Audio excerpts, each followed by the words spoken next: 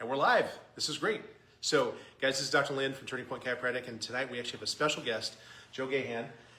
We actually, this year, I really wanted to have a focus on the chemical stressors we have in our lives. And it was really starting to bug me that we didn't have any classes on that sort of thing. So I thought, who could we have? And we had just met Joe, and so Joe's really been kind to come here and share with us actually about some things that can actually help you still keep your home a place of refuge, not have all critters in there, but also do it in a way that's very safe. Interesting enough, when I met Joe, I found out he actually grew up near where my dad grew up, which is near the Oakland Craig area of Nebraska. He actually played baseball and a lot of sports, and actually played it in college as well too. So we enjoy talking about that. And he's a huge Yankees fan. Don't hold that against him. And that's great though. But Joe's been kind enough to come here tonight and share with us what he does to actually help families and homes stay safe. Again, in a very cool way. Those who are here tonight, can I see that real quick? We'll ask you so they can leave a few behind. You can pick up one of these and do some of your own work, but you'll probably want to take a look at what he has to say tonight, and just in ways that you can actually, again, make your home a safer place and reduce the chemical stress to your body to live a healthy lifestyle. And so take it away, Joe. Woo! That's good. Hello, as Dr. Lynn so eloquently said, my name is Joe Gahan. I am owner-operator of Gahan Pest Management here in South Lincoln area. I have been doing pest control for 14 years total. And my wife and I started this company then, going on 4 years. And my point of my presentation today is I wanted to bring a couple things to your attention. First of all, the dangers of pesticides, and even some alternative methods besides the classical synthetic pesticides. And then I also wanted to focus in particular on one pest that is that causes human health concerns and does need to be dealt with, and an alternative method of dealing with said pest. I will start the presentation by the word pesticide itself. Okay, so it's become kind of a household name over the years, and you don't think much of it.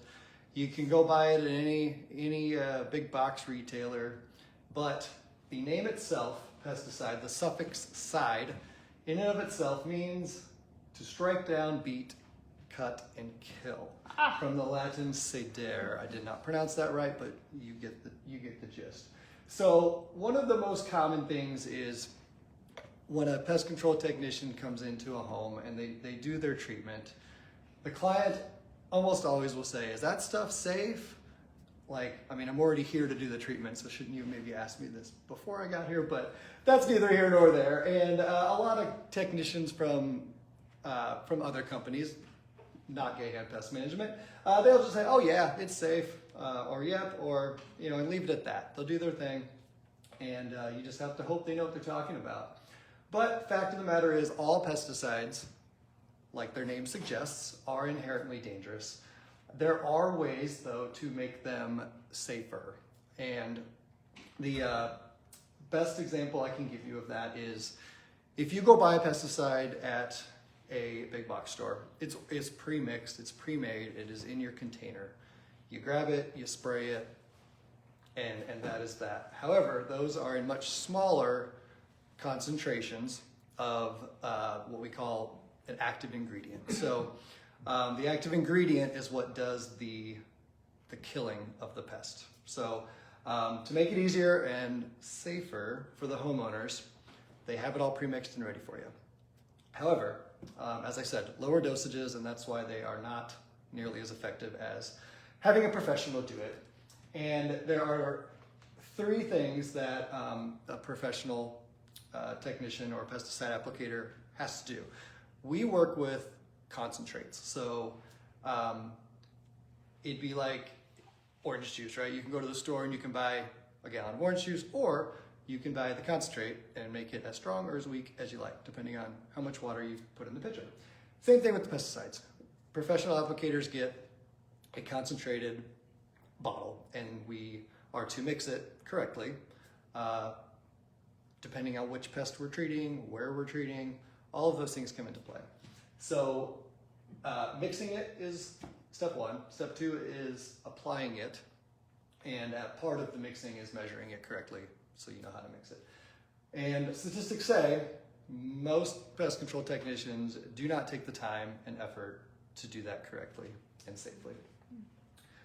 The number one factor in pesticide exposure is the improper mixing that I just mentioned, because as I said about the orange juice, right? If you put half the recommended water, it's going to be a very tart orange juice. If you put in way too much water, it's just going to be watery orange drink, right? So the proper mixing is extremely important, and that is where a lot of the pesticide exposure issues come into play. So when you have a pest control company come into your home, if they spray the insides of your home, which the vast majority of them do, they will typically have like a 1 gallon hand sprayer, maybe 2 gallons. And if you think about the typical technician in their day, like you're not their only stop, right? You're probably one of 10 or 15 or more. So they are mixing and remixing that container pretty much every stop, at least every other stop. And one can only hope they're using the same chemical, but that is often not the case. You need to use different chemicals for different pests, and again, statistics say that oftentimes they just dump out and reload with a new chemical. And one thing that we do at Gahan Pest Management is, unless necessary, we do not spray chemicals inside your home.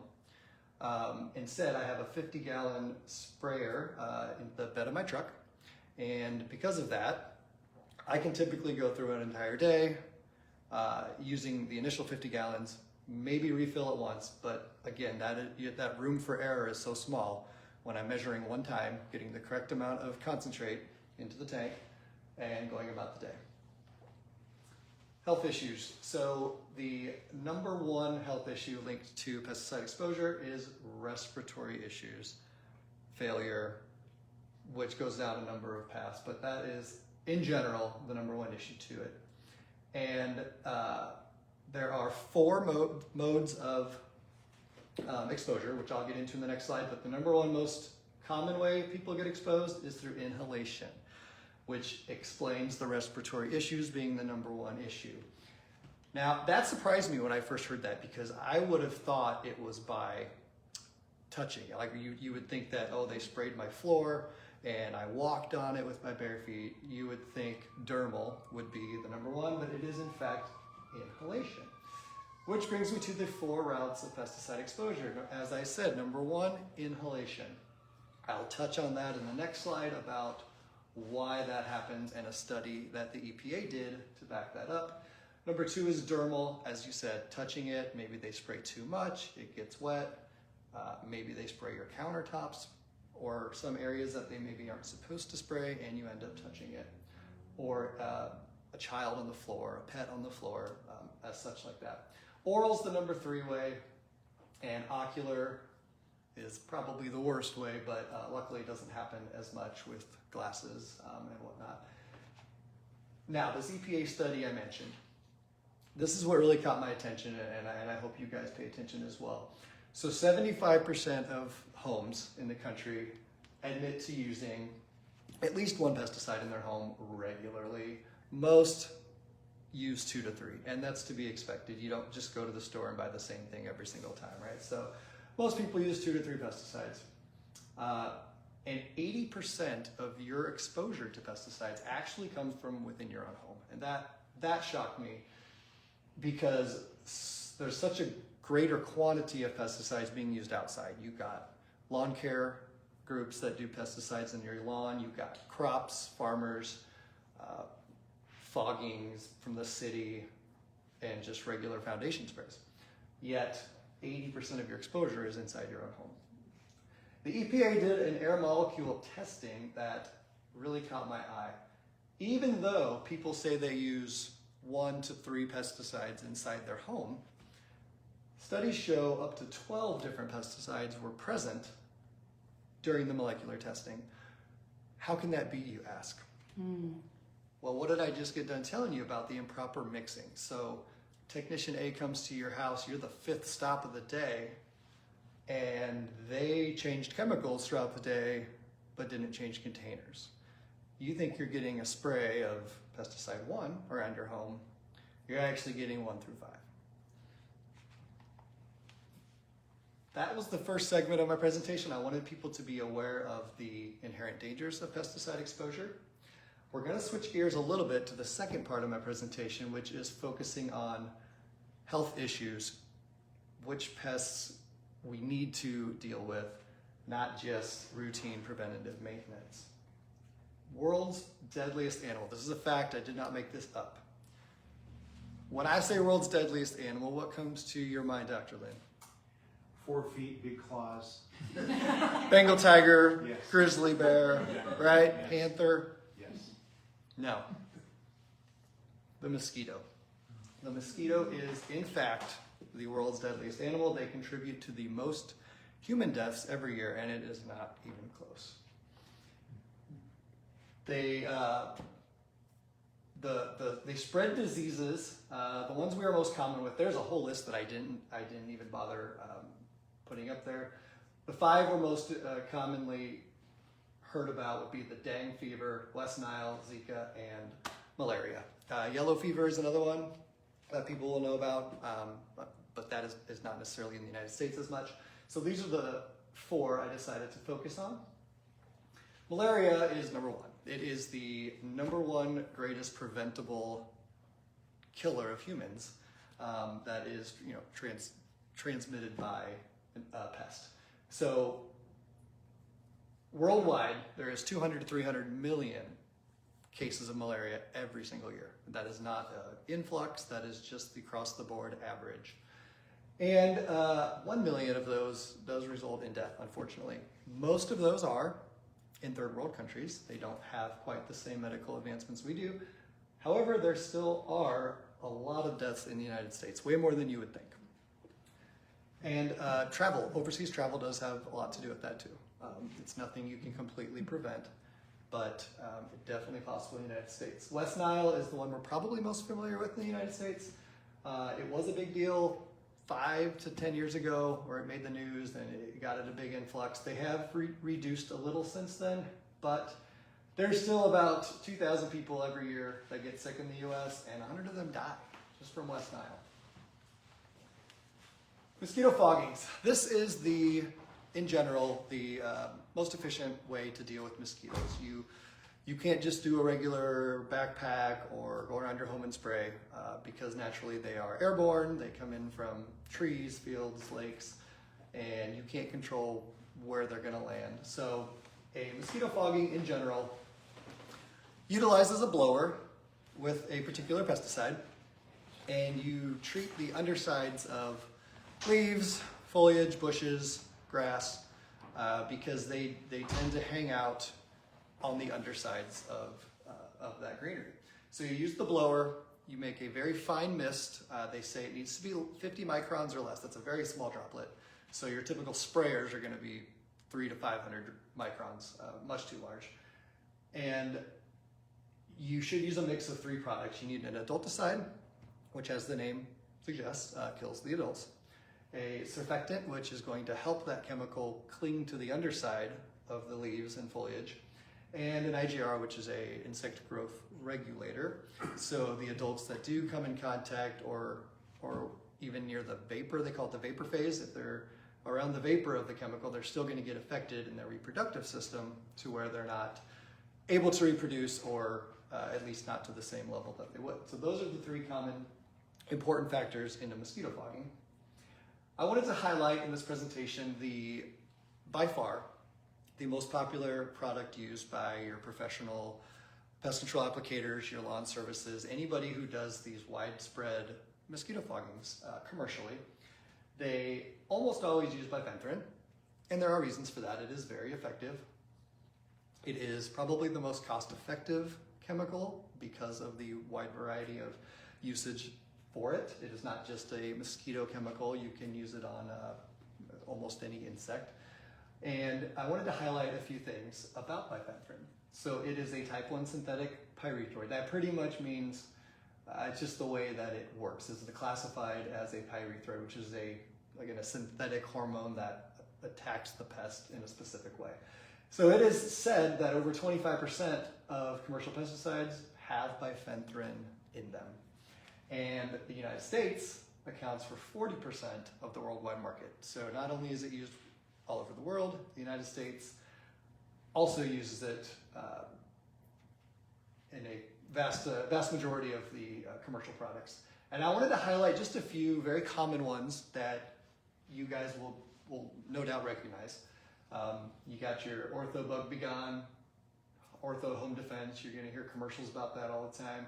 You got your Scott's Turf Builder. It's a grass seed. Like you wouldn't even think, oh, this grass seed has some dangerous pesticide in it, and it is probably a small amount. But I did want to highlight that it's just under your noses, and you don't even realize it. Your Raid Max and your indoor-outdoor concentrate. So those are just some typical ways that you guys would be exposed to bifenthrin, maybe not even knowing it.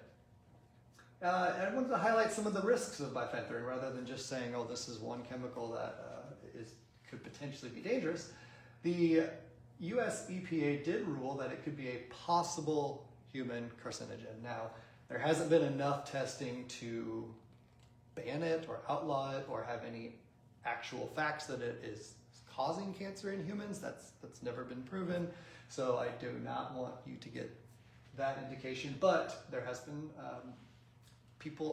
enough has happened that people are thinking this might be a problem.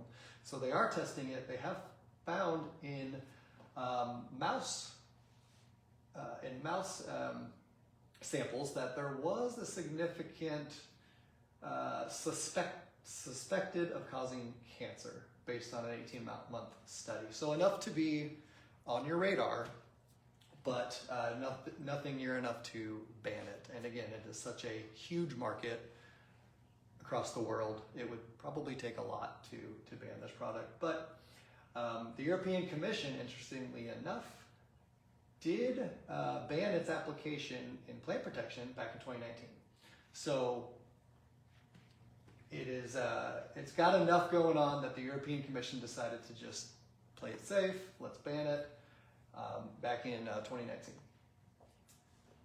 When I do green mosquito fogging, there are no synthetic pyrethroids used at all. I wanted to list my two most common products that I use for the mosquito foggings are above the line is one product, and again you can see right there it's just essential oils essentially with PEP, which is not a synthetic insecticide at all. It's more of a clinging agent / knockdown agent, and it only affects exoskeletons, so it has no threat to humans. Exposure to that will do nothing to mammals. It is only for insects with an exoskeleton. And the product on the bottom is just another alternative using completely different materials, but equally effective from what I have found. And everybody out there hears about, with all of our great social media benefits nowadays, you can get DIY stuff from skincare to home cleaning products, and insecticides are no different. You can find DIY bug sprays, bug repellents, any number of things online. And as with anything, there are a lot of good suggestions and there's a lot of bad suggestions. And I suggest trial and error. If that's something you would like to experiment with yourself, that is a great thing to do. I just listed some of the most common ones. You're going to see soybean oil, especially in the Midwest. You're going to see clove oil, citronella, cedarwood, thyme, lemongrass, garlic, peppermint. These are the ones that I think you're going to find show up the most in your searches. And there are plenty more. These are just the ones that I find to be most common, and some version of these are implemented into the professional products that I use, as the professional world is, thankfully, coming around to the green side of things, and they are making some great products, specially designed for certain pests. Now, one thing I wanted to touch on is inert ingredients. I won't spend a lot of time on this, but could probably do an entire presentation just on inert ingredients. So why I wanted to bring this up is for DIYers. If you hear that cedarwood oil and lemongrass oil and peppermint oil are fantastic at repelling mosquitoes, which is true, and you're like, oh, I'm gonna make my own at home. So you get a little spray bottle and you mix it with maybe water or vinegar or something like that. And that is going to do absolutely nothing compared to what my products will do, because the inert ingredients are simply the ingredients in a mixture that are not the active ingredient. So in this case, since there's nothing synthetic, the active ingredient would be the lemongrass, the thyme oil, the PEP, and the rosemary. And as you can tell, this is nowhere near 100%, right? You're looking at 28, I mean, you're under 50%. So what's the rest of the product? That's your inert ingredients. And if you don't use the correct inert ingredients, you're not going to get any results. And according to the EPA, these are some of the benefits of the proper inert ingredients. But the main take home is that they make your product work better, last longer. They make them stick to surfaces better, they mix better. Some chemicals, especially oils, they don't blend with each other well. You can't use just any two oils you want, put them in a solution and think they're gonna blend. They're gonna clog your sprayer or not stick to the surface at the level you'd like. So in general, I just wanted to highlight the importance of inert ingredients and why I use the professional green ingredients that I use and would never mix up my own. My green mosquito fogging. This is, I guess, the main reason I wanted to give this presentation today. So I only use FIFRA 25B chemicals. What that stands for is the Federal Insecticide, Fungicide, or Rodenticide Act. So any of those types of chemicals, the EPA has a law, which is FIFRA, and they have to be registered. Well, if it falls under 25B, those are green chemicals that are declared by the EPA to be such minimal risk to humans that they don't need to be registered with an EPA number. So if you go to the store and buy any of those ingredients that I showed you with bifenthrin in them, by law, on the label, it has to list that active ingredient, bifenthrin, and it has to tell you the percentage of that active ingredient that's in there. Now, they do not, by law, have to list your inert ingredients. So bifenthrin is typically sold commercially at the 7.9% level. So that means 92.1% of this solution, you don't know what it is, and they're not going to tell you what it is. And they don't tell you that, so you can't just go make your own of whatever you want. You have to buy the product. So that's the science behind these chemicals, is that the inert ingredients, they have found which ones work best, and that is why you professionals rely on concentrates instead of a store-bought. With my green fogging, I use, similar to the picture, that is not me actually, but but I do look like that when I'm out there. I have the full hazmat suit, a powerful sprayer, backpack, and that mist there is gonna qualify. That's about what it looks like. So that those droplet sizes are 50 microns or less. And again, that type of foliage in front of him is what we're talking about. That's where mosquitoes loaf, and tree lines above that. So when we're doing our foggings, we're hitting all of that. And while the droplets are shooting out, that air is pushing the leaves up. So you're hitting the underside of all the greenery, which is important. If you hit the tops of everything and walk around spraying it, that's not where the mosquitoes are gonna loaf. So you gotta hit the undersides of these places. And I apply when environmental factors are acceptable. By that, I mean, if it's one of these days we had last week where there's 40-mile-per-hour winds, I can't do a mosquito fogging. It's not gonna work at all. It's not gonna get to the target places. So I do work with each client individually, making sure we find the right day. If it's gonna rain, if it's gonna be windy, it's not a good day for mosquito fogging. And just as a general concept, they find that mosquito foggings are very effective, but there is no way to really make them as effective as your crawling insects. They wear off quicker because it's all in the elements. You're on trees, you're on grass, you're in wide open areas. So every 21 to 30 days is what I have found to be the appropriate intervals of reapplying. So if you are in an area with a large mosquito population, the good news is I can fix that. The bad news is it does take repetitive treatments. It's not a one and done measure. They'll just keep reproducing off-site usually. Could be in a marsh, a swamp, a creek, whatever, and then they fly to your place. So There does need to be frequent reapplication throughout the mosquito season. And the other guys. All right, so arachnophobia. I always think of this when I think of a percentage of the pest control operators out there, right? Yeah, it's some fun. Obviously, we love John Goodman, but that's what I'm going to use for the other guys, right? They come in, they spray. They may or may not know what they're spraying. Hopefully they do, but you probably don't know what they're spraying, and that's the important part. So a typical competitor will come to your home. They will walk around the inside of your home and spray your baseboards, which, as we talked about earlier, exposes you to who knows how many pesticides. And inhalation being the number one way you're going to get that. And as I said earlier too, the mixing the new tanks. So you don't know what stop you are of the day. You don't know how many different pesticides they've used in this container. And that seems to be the way that these up to 12 pesticides have been found in the average person's home.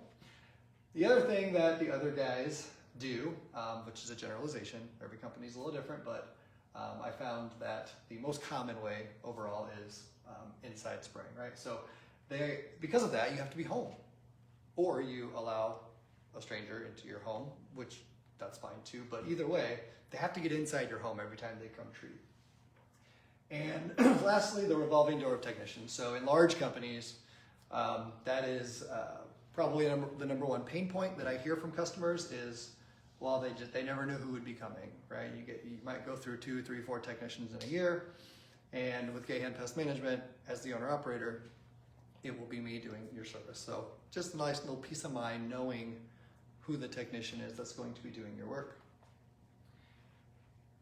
Do I have any questions from anybody on anything I talked about? What typically is the mosquito season? Like when is... Sure. Question was, what typically is the mosquito season? So here in Nebraska, I find that is typically late May to early September, typically. So most of my acreages that have a recurring mosquito plan with me, there's usually 4 treatments spread out between those. I have had years before where you need 5 treatments because they come out earlier, which I think is what we're facing this year. It's already getting hot, it's already getting wet. That's exactly what the mosquitoes need.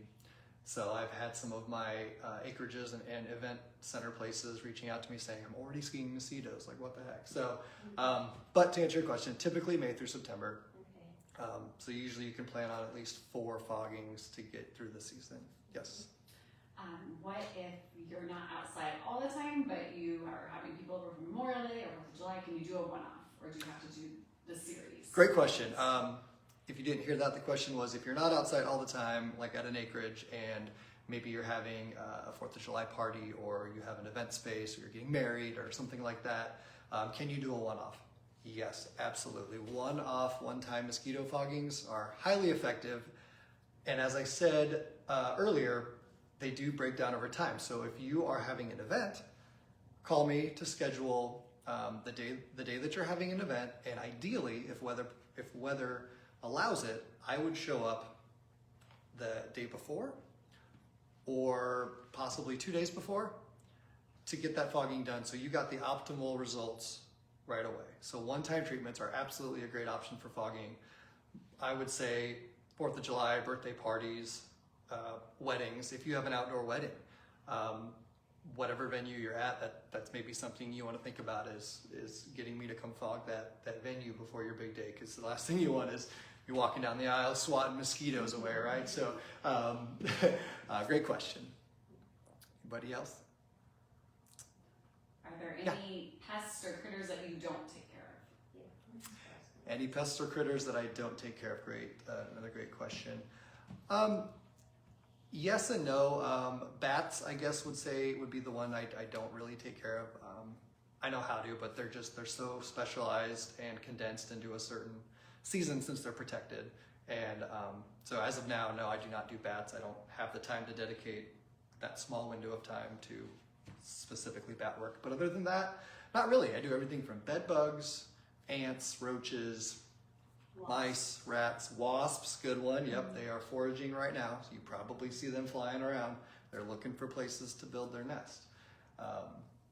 Rodents, nuisance animals like possums and raccoons. Sometimes that happens as well. Yeah, pretty much anything else besides bats. Interestingly, sorry, off topic here. Well, not really off topic, but something I want to throw in there. Birds. I also do a lot of bird work. Usually, it's your sparrows or starlings that are causing the problems. But lately, there has been a massive influx of woodpeckers. They're migrating through Nebraska right now. You've seen them, yes. I've heard it. You've heard them, yes. Nothing better than being at home, ready to sit down and relax for the day, and you just gotta just drumming on your chimney, right? On your chimney, yeah. So woodpeckers are another one that we've been very successful at eliminating. And by eliminating, I do not mean killing. They are protected. I do not harm the woodpeckers in any way. There's no baits. There's no traps. I just deter them, actually, with a blend of green materials that just kind of irritate their senses a little, like when you use essential oils, and they're in those tiny little bottles, right? They're very, very strong. So that type of irritation, just to and birds are so sensitive, especially woodpeckers with their unique ability. They have very sensitive noses, beaks, right? So using the right type of green products and deterrents, we just make them not want to be there anymore and go somewhere else. So in treating like centipedes, roaches, you do that all outside, just around the house. And then how often? Great question, yes. So she was asking about my exterior insect treatments for your typical preventative around your home, right? Like spiders, beetles, centipedes, and such. Our home program is structured to be, like I said, extremely not invasive for you guys. And I have 4 power sprays. Like I said, I have the 50-gallon sprayer, right? So I'm not putting out 1 gallon of spray around your baseboards. It's usually 10 to 15 gallons around the exterior perimeter of your home. And there are 4 of those sprays staggered in the warm season. So I've already done most of my first wave of homes in mid to late April. So then the next one is around June, August, September-ish. So those dates change with our rain around here, but there are 4 of those sprays between those months, and that allows that great deal of chemical to stay in place to do the trick until the next service. Is that chemical safe, or how long do you have to avoid being outside with all this? Sure. The chemicals that I typically use on my exterior are synthetic. They are because they provide a much longer residual. Green chemicals are fantastic, and they definitely have their place. One of their downsides is they don't stay in place as long. They naturally break down. So your synthetics are very good in that aspect, longer residual. So when I do my homes, I use different synthetic insecticides. I don't use the same one every time, because bugs, like all creatures, right, they do develop resistances, right? If you use the same chemical every spray all year, they're going to be less and less effective. So I do rotate the chemicals I use, but they are typically good outside in place for 60 days-ish. So that's why I depending on weather, usually a good 60 days is about my intervals. And how long until they dry, or you can let your pets out or walk on them? Right. So about 30 minutes in our average summer. I do the spray. I notify you when I'll be there. I do the spray. And then I notify you when I'm finished. So you know that 30 minutes later, let your dogs out, let your kids out. It's just dry to the touch. Once it's dry to the touch, it's completely safe. And usually that is about 30 minutes.